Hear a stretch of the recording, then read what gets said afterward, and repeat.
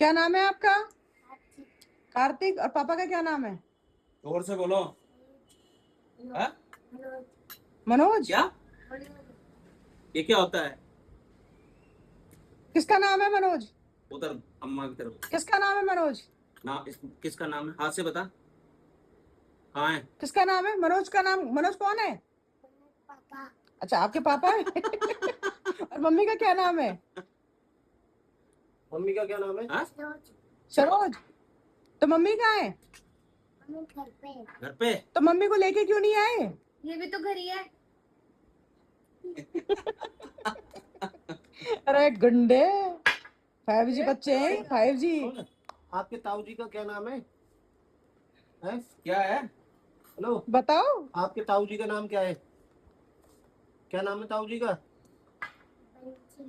बंटी। हाँ हाँ गुरु। और ताई जी का?